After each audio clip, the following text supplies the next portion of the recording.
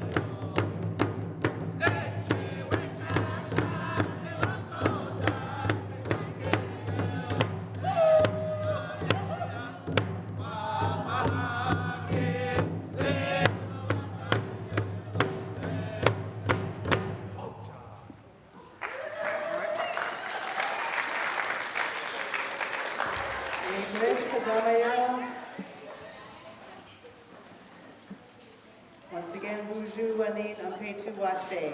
Today is an extremely exciting day for Anishinabe Academy. Our school was founded through a vision of one of our beloved elders, Jessie Clark. She, along with my father, Mike Hirth, had a ceremony asking for permission and guidance regarding this vision. It was then 4 days later that the superintendent at the time, Dr. Bernadette Johnson, called them up to set up a meeting, and it was during that meeting that Bernadette Johnson has sanctioned the creation of Anishinabe Academy. We still care for, honor, and allow that pipe that was used in that ceremony to guide us each and every day. Our mission as a school, community, and family is that we exist to engage urban indigenous students by integrating and reclaiming Native American identities, cultures, and languages through authentic academic experiences. This is a beautiful place to be, and our kids and our staff are amazing. Last year, our whole school participated in the American Indian Month Kickoff March in May, and our teachers collaborated with artist Rory Wake-em-Up to create units that focused on celebrating our Native American heritage and culture.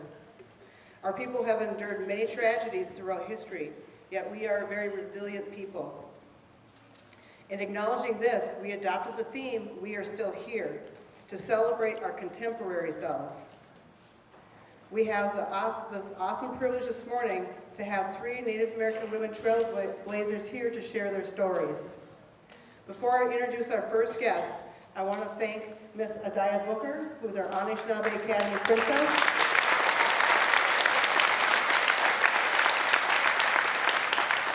And Mr. Lakota Eagletail Homer is our Anishinabe Academy brave.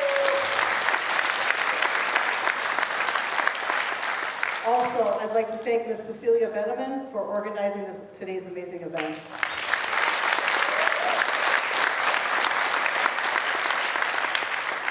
At this time, I'm honored to introduce our very first guest, who has been a huge support for our mission and vision at Anishinabe Academy, our very own Superintendent Ed Grass.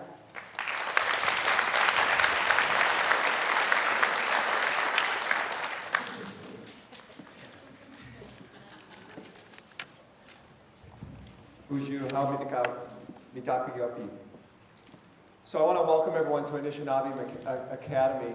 As superintendent, it's always a privilege and honor for me to be in our schools and to see the great work that is happening in our classrooms.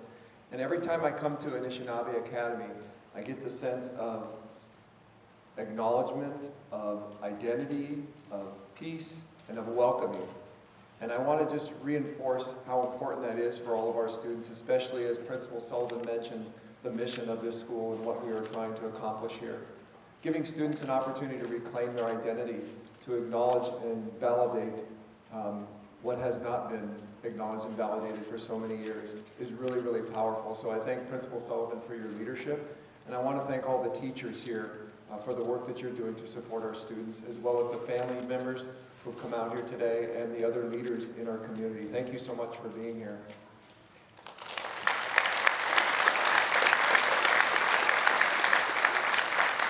As mentioned, we're very lucky to be here today to bear witness to some of the most powerful and influential leaders that we have in our nation and in our state.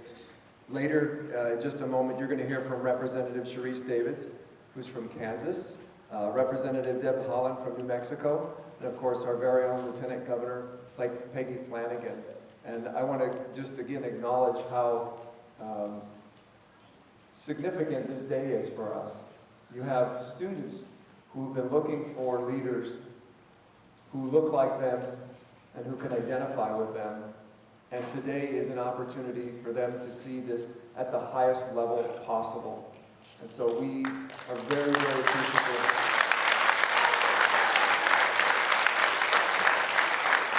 Very appreciative and honored that you took time to be here today for this so that we can hear from you and learn from you and better understand what we can do to make a difference in the lives of all of our students, especially here in Minneapolis Public Schools. So without further ado, I just want to again thank all of the students for being a part of this great moment. Thank the school staff for your work to encourage and to allow these opportunities to happen. And of course, thanking my school board members who are here, Director Jourdain, Director Ellison for being here, as well as the other leaders in the community who are supporting this event. Thank you all.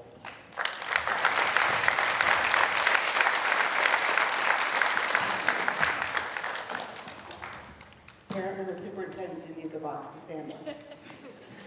Okay, at this time I'd like to welcome up our Anishinabe Academy princess, Miss Adaya Booker.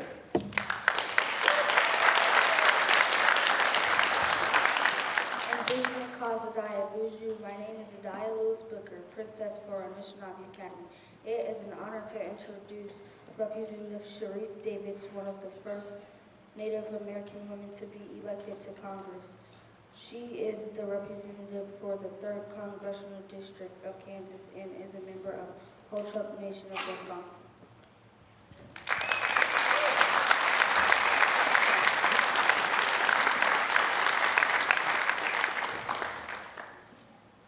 I'll probably make use of this little box. I'm short. Good morning, everyone. I see some of you are a little bit sleepy. Maybe it's just me, I'm sleepy. First I just want to say thank you so much for inviting me here to be with you this morning. And I feel really honored and privileged to be here alongside Congresswoman Deb Holland and Lieutenant Governor Peggy Flanagan. So I'm Sharice Davids. I'm Ho-Chunk from Wisconsin, but I live in Kansas now. Actually, I feel, there we go. There we go. And I just I'm gonna tell you guys a little bit about myself so that you understand kind of what my journey has looked like, and also that everybody has a different path, and it's great. So the way a Ho-Chunk ends up in Kansas is that my mom was in the Army for 20 years. So I was raised by a single mom. I have 2 little brothers. And when she retired from the Army, she was at Fort Leavenworth, which is in Kansas. So I graduated from high school in Kansas, and then I decided to go to college, and it took me 4 years to get an associate's degree, and then 4 more years to get a bachelor's degree, which all sounds like a lot of school, I'm sure. But I also got the chance to go to law school. So when I went to law school, I left Kansas and I went to New York. I went to Cornell for law school. And then I came back to Kansas, and I was a lawyer for a little while. And I didn't actually like it all that much. So I decided to do community and economic development work. And it meant a lot of different things. We helped with training people on how to get jobs and do construction work, and we had a language program where we helped revitalize languages. And then I realized while I was doing that I didn't know how the federal government worked. And I also realized that most of us don't know how the federal government works. So I decided I wanted to move out to Washington, D.C., and I got the chance to work as a White House fellow under President Obama. And while I was doing that, I really got the chance to see that the experience that I have, although I know lots of people who were raised by a single mom, I know lots of people who worked while they were going to school, I knew lots of people who had student loan debt, which hopefully you'll never have to learn about. But when I was out in Washington, D.C., and I was meeting with all these people who are making decisions that affect every single one of us, most of them didn't have that kind of experience. And I got the chance to see that my experience was really important to talk about in Washington, D.C. So I decided to run for Congress because we need more people like us in the room, helping to make decisions and really being recognized as leaders in this country, because our communities, our experiences, our voices are really, really important when it comes to making sure that everybody is being taken care of. And not just for those of us that are here now, but for the people who are coming after us. And so I decided, so did Deb Holland, decided to run for Congress, and I got the chance to get elected with the most diverse class to ever come into Congress, which is kind of cool. There are more women,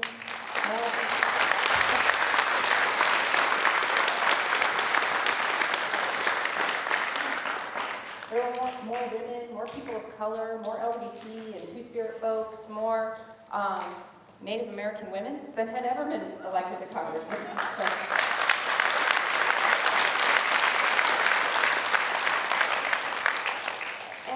And now that we get the chance to serve as members of Congress, I can tell you for sure, and hopefully I'm not stealing your thunder here, I can tell you for sure that it absolutely matters to make sure that people know that we're still here.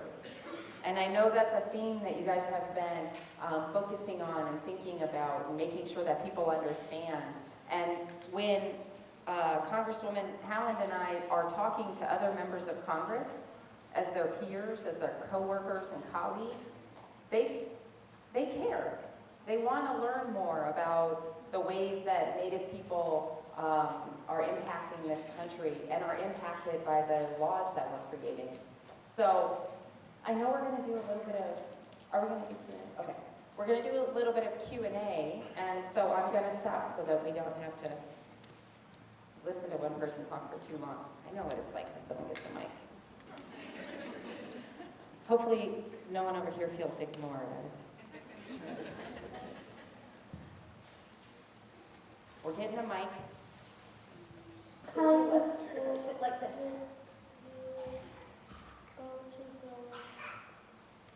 What kind of school did you go to growing up? Ooh, that's a good question. What kind of school did I go to growing up? So since my mom was in the Army, I went to lots of different schools. My mom was stationed in Germany when I was in elementary school, so I went to elementary school in Germany, but we were on an Army base, so I only learned a little bit of German, and now I've forgotten it all. And then I went to high school. I went to 3 high schools. I went to high school in Missouri, in Waynesville, Missouri, which is near Fort Leonard Wood, because my mom was a drill sergeant there, and I've got the push-ups to prove it. I went to Pulaski High School in Milwaukee, Wisconsin, and then I graduated from Leavenworth High School in Kansas. So all public schools and mostly on Army bases.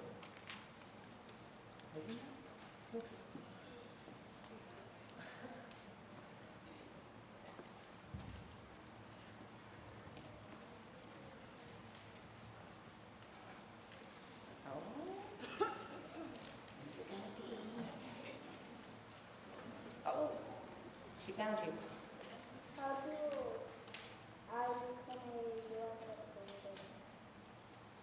How do you become a U.S. representative? Well, first, you'll have to run for office. But I think, so there's not one set path to running for Congress or any other elected office. I think actually all 3 of us have pretty different experiences. I think the biggest requirement is that you want to give back to your community and that you want to try to make this world a better place for the next generation and the one after that and the one after that. And it helps to, for me it helped knowing how the federal government worked, but I know lots of people who showed up to Congress and didn't already know how the federal government worked. So maybe that's not a requirement. But I think mostly it has to do with wanting to contribute to your community and then filling out the paperwork to get your name on the ballot. So that's my best advice. Work toward contributing to your community.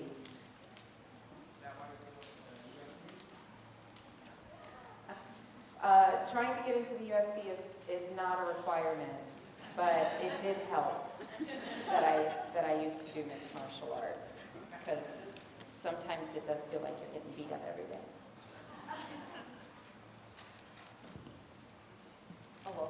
Oh, okay. Thank you.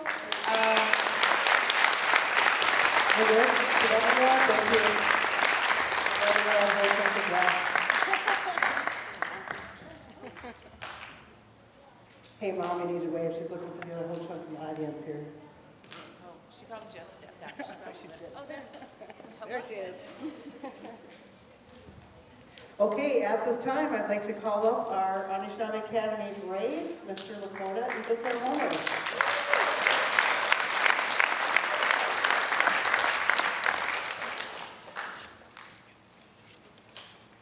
My name is Lakota Eagleton. I am brave for Anishinabe Academy.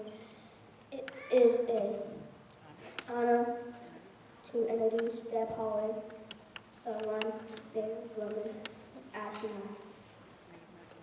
And then when they were elected to Congress, she represents the first congressional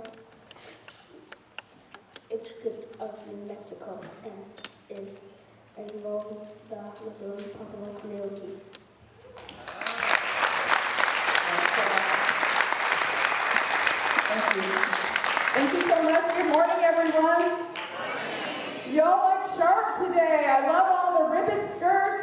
and shirts and just showing your pride at being Native. That's so awesome. Yes. Just day before yesterday, I visited, I have a Navajo Nation school in my district. It's called Tohajali Community School, and I went to visit their school day before yesterday, and they wore their traditional clothes too, so it was really nice. But my name is Deb Holland. I'm a member of Laguna Pueblo. There are 19 Indian pueblos in New Mexico. There used to be a lot more, but through history and the European context, which I'm sure you learn a lot about our United States history here at this school, a lot of pueblos had to abandon their original locations because they couldn't sustain themselves. So now we have 19 pueblos in New Mexico, and during the time I was running my campaign, we have the Spanish came to New Mexico in the late 1500s, and so some of my opponents in the primary, they'd stand up and say, I'm a 13th generation New Mexican, or I'm a 17th generation New Mexican. So I went home one night and I calculated how many generations I was if my ancestors migrated to the Rio Grande Valley in New Mexico from various other places. They came down to the Rio Grande River so they could plant. But they were told by the spirits to go there, so that's why they went. In the late 1200s, so I calculated that all out and realized that I was a 35th generation New Mexican. So I stand up and say, I'm Deb Holland, I'm a 35th generation New Mexican, and there'd be gasps from the audience, like, really? So it's kind of interesting, right? When you think about how long our ancestors have been in a place, whether they've migrated from somewhere else or whether that's where they were created. And so that's just a source of pride for all of us, right? To know that our ancestors paved the way for us, that I am here because my ancestors fought drought and famine, and they, above all, realized that they needed to sustain themselves so that I could be here today. And my dad, both my parents also, like Sharice's mom, were in the military. My dad was a 30-year career Marine, so I also traveled around to a lot of military bases and went to a lot of different schools. In fact, I went to 13 public schools before I graduated from Haaland High School in Albuquerque, New Mexico. So I love New Mexico. I love Albuquerque, where I spent quite a bit of time. And ironically, my pueblo, which is Laguna, is not in my district, so my mom couldn't even vote for me. But she voted for the other Democrat on the ticket, and we were happy about that. My path here was a lot different. I've been involved in politics for a long time in New Mexico. I was an organizer. I started out making phone calls to Indian communities, Native American communities, because I really felt like Native Americans deserved to have a say in who our elected officials were. So I just started out as a lowly volunteer, walking into campaign offices of candidates that I liked and asking Native folks to go and vote. And then that turned into me actually working on campaigns. I worked for both Obama campaigns. I volunteered full-time in 2008, and we won in New Mexico. I was a paid staffer in 2012 for President Obama. We got out lots and lots of voters, and in 2014 I decided it was time for me to run for office because there wasn't anyone else stepping up. So I thought, maybe I should just step up. So I ran for lieutenant governor.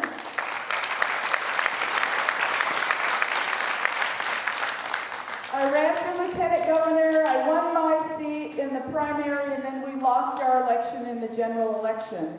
But instead of going home and crying or saying, I'm never doing this again, I decided I would run for the chairwoman of our state Democratic Party. So I think I waited a few days, and then I announced that I would run for chairwoman of the party. And you know what? There were a lot of people in the state who said, you can't win. You can't win this seat. You know, nobody knows you. And you know why people didn't know me? Because I was on the ground. I was knocking on doors. I wasn't at all the fancy fundraising events and things like that. So what happens when somebody tells you you can't do something? You do it, right? You just turn around and you work harder than everyone else. And so I won my seat as the state chair of the Democratic Party. I was the first Native American woman to win a major party chairwomanship like that. And then I finished my term and decided the seat for this congressional seat was open, so I decided to run for this seat. And then again, people were saying, she can't raise the money, she can't win. And so there again, I worked harder than everyone else, and I won my seat. And then I just want to say one last thing before I turn it over to your questions. You know, I got a lot of people all through the campaign when they found out Sharice was running, who's going to be first? Will it be because, you know, the mountain time and the central time, and who's actually going to be the first Native woman? And I said, we're both first, because in Indian country, we share everything, right? Yes. So Sharice and I are both first. I traveled to Kansas during her campaign so I could help her. We helped by helping her to raise some money for her campaign so she could pay for her staff and her signs and things like that. And I'm so proud. On the day that we were both sworn in, we realized how important it was that we were there for all of you. So I'm very proud. Very, very proud to serve with Sharice, and of course, very proud for your wonderful Lieutenant Governor here in Minnesota. And I just want to say something. I appreciate the superintendent's words, but these aren't the highest offices possible. There's governor, right? There's governor. There's president. And there's U.S. Senator. So when y'all decide that it's time to step up and lead your community by running for public office, but it's not only these offices, it's school board, it's city council, it's county commission, it's all these important offices where you have an opportunity to make decisions for the people whose lives will be affected by the decisions you make.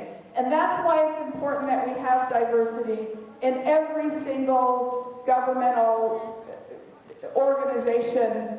So just one thing I want to tell all you guys is to work hard in school. To work hard in school. Don't let anything stop you. That is the most important thing right now for all of you to do. So thank you so much for being here. I'm really happy that I get to spend the morning with y'all.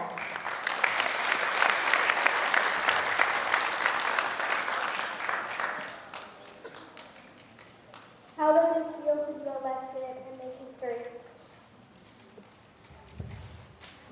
How does it feel to be elected what? And make history. And make history. Well, I think, you know, it was really nice that so many people recognized and what it was the absence of a Native woman voice in Congress. One of my taglines for my campaign was, Congress has never heard a voice like mine. And there'd never been a Native American woman in Congress. So I appreciate the recognition that Sharice and I have broken that ceiling, so to speak. But more importantly, what I feel when I'm the vice chair of the Natural Resources Full Committee, and I'm the chair of the subcommittee on National Parks, Forests, and Public Lands. So when we have a hearing and we're talking about public lands, we're talking about ancient, about ancestral homelands of my people, the Pueblo people, or ancestral homelands of other tribes, and we actually have tribal leaders sitting at the table on record telling us exactly what those lands mean to them and their people. That's what's important. That's what's historical, is that we are ensuring that voices that have never truly been heard are heard at those tables and on the record. So that's what's the important part to me, and I will keep making sure that Native Americans have a voice in every single thing that we do.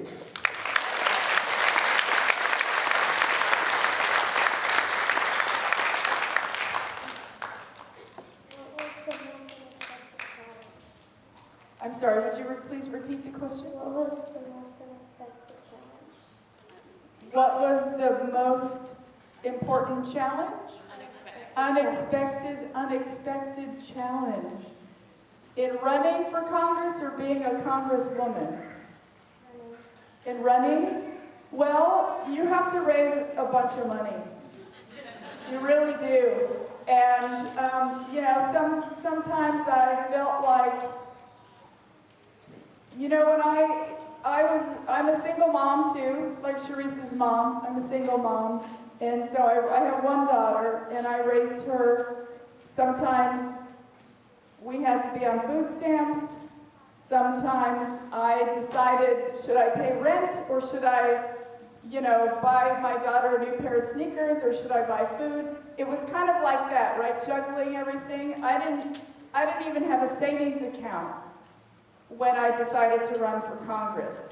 And so to feel like I have to raise all this money when I had never ever had money. My parents were pretty modest in the way they raised us. Also, I wore all my sister's hand-me-downs. I never got new clothes. It was that kind of a thing.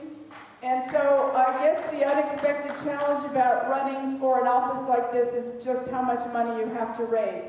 But you know what? It's important. You can't let something like money deter you, or raising that much money deter you from this important office. If that's what it takes, you just have to be willing to work that hard and do whatever it takes.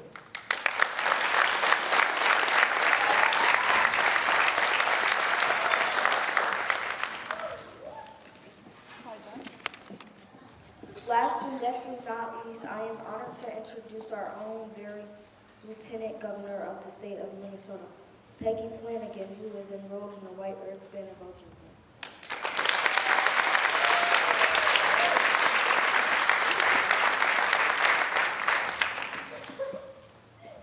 Ani, good morning, everybody. Peggy Flanagan, Anishinabe Academy, My name is Peggy Flanagan. I'm a member of the White Earth Nation, and my family is the Wolf Clan. We got any Wolf Clan in here? Yeah, what's up? Well, I am so excited to be here today with my friends. I can't tell you what a difference it makes to have Congresswoman Davids and Congresswoman Haaland as friends, because we got to do this together. And sometimes we send each other little motivating text messages as we find ourselves in places and in spaces that weren't necessarily created for us. And so I get to work in the Capitol in St. Paul. How many of you have been to the Capitol building in St. Paul? Anybody? Yeah, so I go into this great big building every day, and before I go into this building, I take a deep breath. And I take a deep breath because I think about the responsibility that I have in this office, but I also take a deep breath of protection. Because working in a building where it wasn't really made for Native people or by Native people, and in fact, there have been folks who've worked there before who don't want to acknowledge that we even exist. So that's why it's so important for me to get ready every day when I walk into that building. because I know what my job is. And my job is to make sure that every single one of you feels seen and heard and valued in that building and across the state of Minnesota. So that's my job.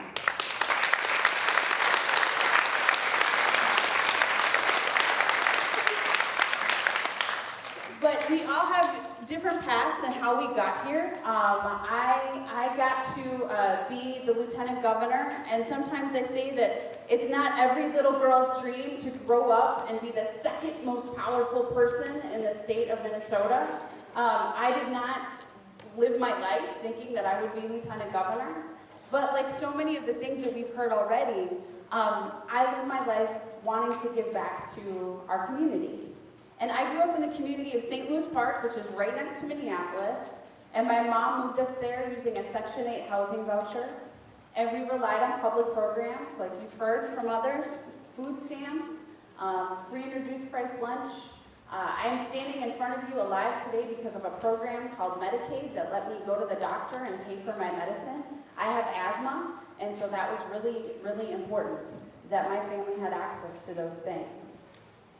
And as was mentioned, there's not a lot of folks who have the experiences that Native women have who are serving in public office, and it really, really matters.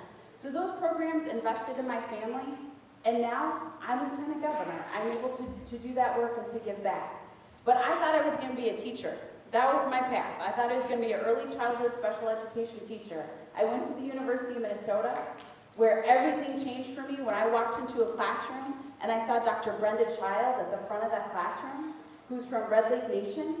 And it was the first time that I ever had a teacher who looked like me. And I was 19 years old. And that is one of the most exciting things about being here at Anishinabe Academy, is that you are surrounded by Native teachers. You are surrounded by people who are speaking your language, and that is super powerful.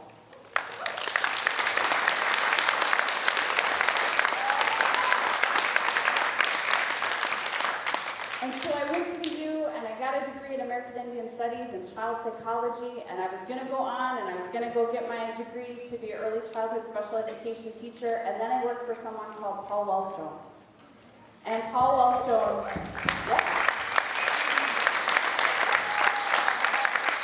and Senator Wellstone was a really, really good man, and I believed in him so much, and I worked on his campaign, and unfortunately, Senator Wellstone passed away. But what we keep doing is we keep organizing around the things that we care about, making sure that everyone has a really good place to go to school, has a place to live, has a job, and feels safe and loved in their community. And that's what Senator Wellstone taught me. So I decided that I was going to keep working in the community, and at the time, I worked at Division of Indian Work. Does anybody go to DIW? Yeah? Youth Leadership Development Program. So I worked with Louise Matson over there, and saw that we had some issues in the community, and especially in our schools, of needing to make sure that our Native children and families were seen and heard. And so I looked for someone to run for the school board during that time. And it turns out it was me.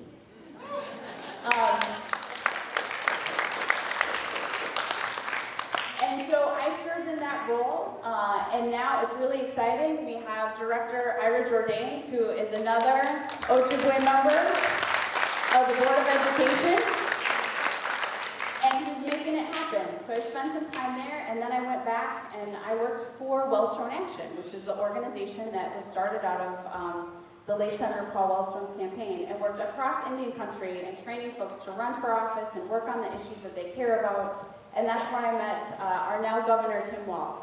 I was his trainer and his teacher 15 years ago, and now we're serving together in the office of Governor and Lieutenant Governor. But it was an interesting path to get here, but the most important thing to me was making sure that people who are directly impacted by decisions have a seat at the table, and they get to decide what's best for themselves instead of other people coming in and telling them what to do.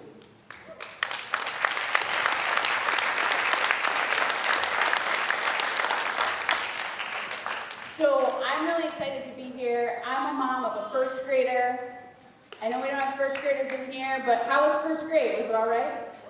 It was pretty good? Good. Because I was a little nervous when she went from kindergarten to first grade. But I think she's doing all right. So it's really fun for me to be here with all of you this morning, and I can't wait to hear some of your questions.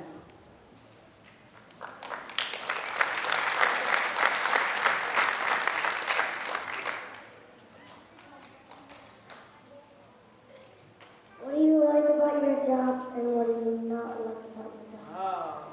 What do you like about your job and what do you not like about your job? Okay, so what I like about my job is that every day I'm learning something new, every single day. So when I was in the legislature, I focused primarily on issues around health and around human services and education. And so now I'm learning about all these things like Palmer amaranth. Do you know what that is? It's an invasive weed. Right? And I get to learn about all of these things that I didn't know about before. So that's the coolest part. That's the coolest part of my job. And one of the things that has been really cool thing that we've been able to do this year is the governor signed something called Executive Order 1924. And what that means is that we have an executive order in place that requires, we have 24 state agencies who are responsible for a bunch of different stuff. And each one of those agencies have to consult with the 11 Native nations that are in the state of Minnesota before they can make a decision that impacts Native people.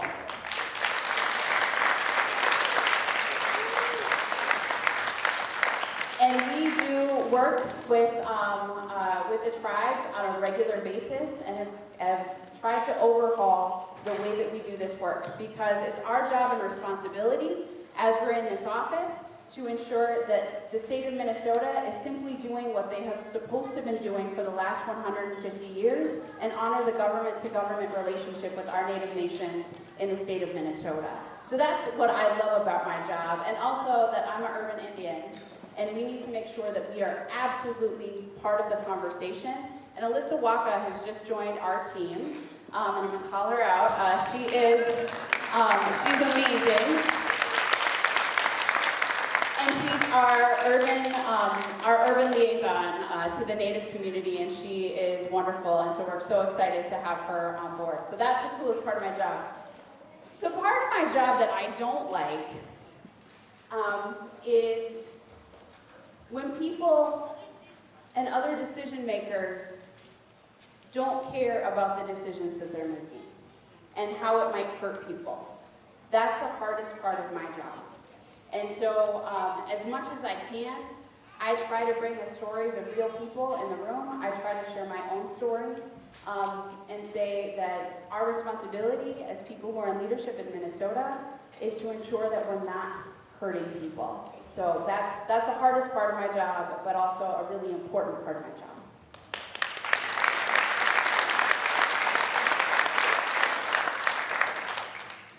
How do you deal with fake and proud? How do I what? How do you deal with fake and proud? I'm so sorry, I can't hear you. How do you deal with fame and proud? Fame and crowds.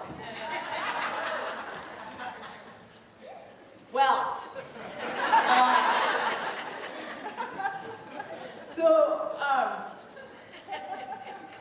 one of the things that happens a lot more is when I go to Target, I have a lot of conversations with people. My daughter, she keeps me really humble. That's her job. So when we were going to the inauguration in January of this year, she said, "Mom, I don't understand what the big deal is."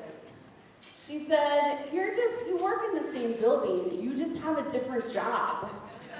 So that's one of the ways I deal with it, is my daughter's like, "You're not so great, Mom." But my most important job, of course, is being a mom.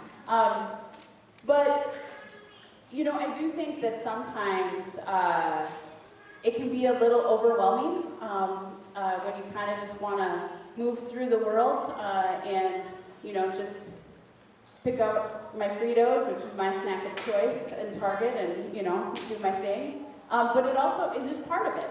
I signed up to have conversations with lots of people about the things that they care about. So it's also part of my job. But yeah, sometimes you're gonna see me in a hoodie with a baseball cap on and some sweatpants. And that's also the realness of being lieutenant governor.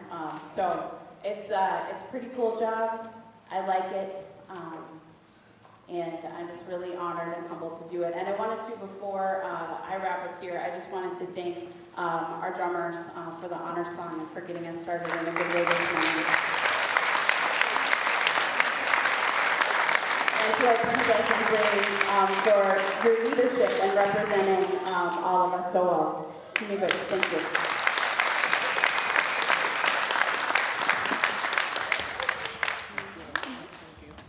I am in awe. What an amazing day. Thank you guys so much for being with us today. Thank you. Thank you. I think in respecting their time, we're going to continue to wrap up our program. In fact, we have some gifts that our royalty would like to give to each of you.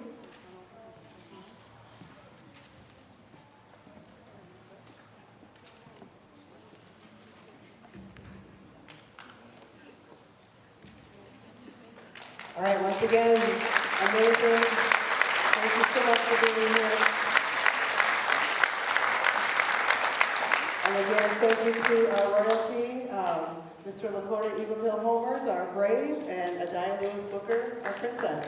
Amazing people. And our drum is actually going to close us out today with one more song. So I ask you to please stand.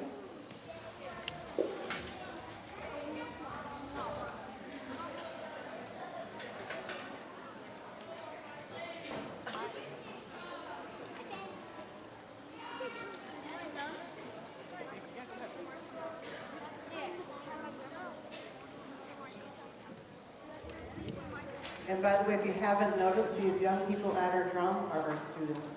We get the privilege of actually, Michael right in front of me, he comes and teaches our students drumming each Monday, Wednesday, and Friday. And actually we had another Michael over here, Lakota's father. Their family joined us last year, and they've been a vital part of bringing the drum back in regular use in our school. All right, take it away.